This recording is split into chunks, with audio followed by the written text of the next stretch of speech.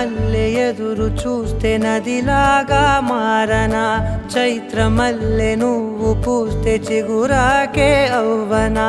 నన్నే వరించే యువరాజును అంట నీ యువ